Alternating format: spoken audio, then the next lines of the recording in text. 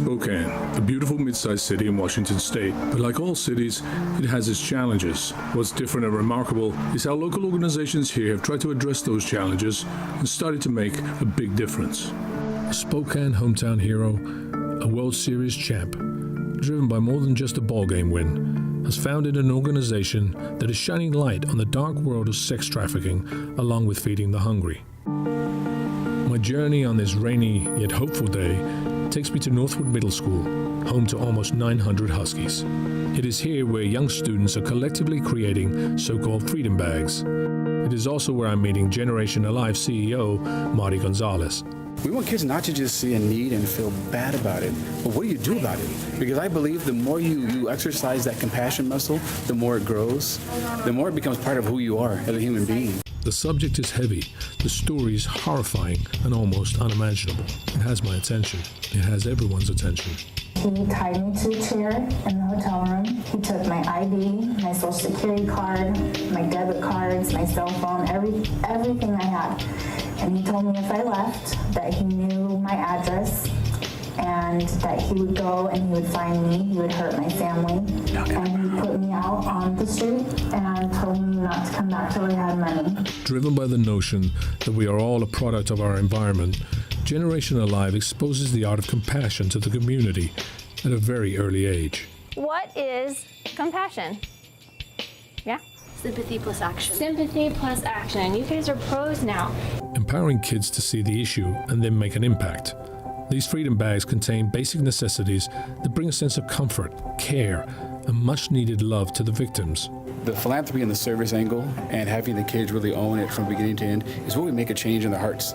They start to understand they're empowered to create a change at 7, 8, 9, 10 years old that we're hoping they will carry for the rest of their lives. I knew a guy who was involved in human trafficking, and I sort of wanted to do this to sort of help him and all the other victims. Once again, it is important to notice that local businesses and organizations get involved and offer their support, doing their part raising awareness and lending a helping hand.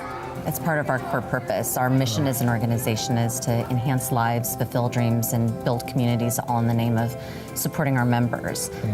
Building a better community for our members to live in, giving them opportunities to give back to their communities is really important. You've been here all day. We've been at this school. New America supports an organization like this. Have you ever seen this program before? I haven't seen the Freedom Bag component of GenAlive's programs. I've seen their meal packing, and so it was really exciting for New America to be here today to see this element of what GenAlive does. Why is New America so invested in organizations like this? Well, New America really believes in enhancing lives, fulfilling dreams, and building communities, and we do that through charitable giving. So what happens to them once they are out of those facilities? Let's say you cannot find their parents, you don't know what happens to these kids. That's where our partners really come into play. You know, we provide them with these bags that are given to the victims, and they help them with placement, because often it's not just placement, it's therapy, it's counseling. Yeah, right. It's everything that comes along with that. To meet one of the partners, I head over to GenAlive's headquarters. Mabel, nice meeting you. How you doing? The bags have been transported here and are exchanging hands with Mabel Elsom of Lutheran Community Services. My role really is to provide support, advocacy, resources, connect them with services. When they come to me, you know, I'm meeting them at their worst, when they are desperate. And so for me, I hear what they have to say. And so normally they're like, I have nothing with me. How can you help me?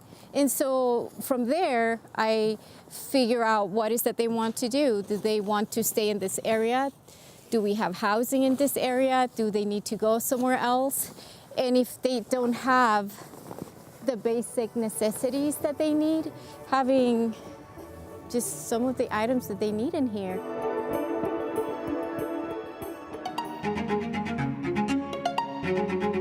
Former San Francisco Giant pitcher and GenAlive founder Jeremy Affeldt has invited me to the Flying Goat. And what better way to get a meaningful conversation flowing than over some good gourmet pizza? I hated the game of baseball, hated it. I was Why? losing Why'd you because I lost all the time in Kansas City. I was hurt a lot because I woke up every morning with the same deal. I'm going to go to the ballpark at 2 o'clock today. And when I come in to pitch at some point in the game, I'm either going to get cheered or booed, and then I'm gonna go home, and then day starts over again with the same exact scenario. And I was this guy that, one, was scared because I didn't know who I was. I'm lonely because I can't tell anybody that I don't like playing Major League Baseball. There's no one gonna be like, oh, Jeremy, we feel super bad for you. I didn't know my path. I didn't have a why. I was walking down the street of Denver one morning, and I wanted a coffee. And I was having these thoughts, and I was frustrated. And I see this girl at Rite Aid. I see her, and she's got a split lip, black eye, torn clothes. I see her eating a dry cup of noodles. You want something to eat? I just want to know if you want something to eat. She's like, please. So I bought it, took it out there, and I handed her, and she ripped it from me. And she looked at me and said, thank you. When she said thank you, it wasn't a thank you for the food. I think it was a thank you for basically saying, thank you for letting me know I exist. And it's like our realities met, because I saw this girl that's scared, lonely, doesn't know who she is, and doesn't know who she can talk to. And I'm sitting here with nice clothes. I live in a great hotel room. I work at a cathedral of a ballpark. And you had the same issues. Same exact issue. And I'm like, I needed someone to say I exist.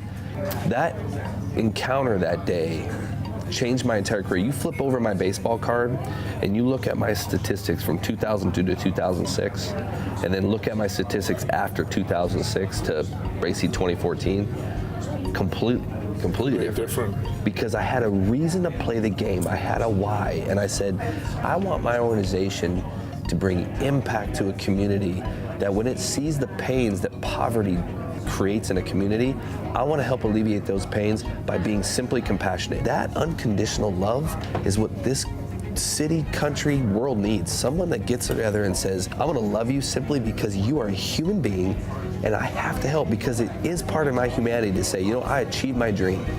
I achieved my dream, and now I want to help you achieve yours, because that's what we're supposed to do. Correct. And that's why I started GenAlive, and that's what we do. Let's make no mistake about it. Sex trafficking is modern-day slavery and seems to have taken its course relatively unnoticed here in the United States. It deserves much more attention, and Jeremy and his organization are contributing possibly in the most effective of ways by teaching the next generation the fundamentals on what it means to pay it forward.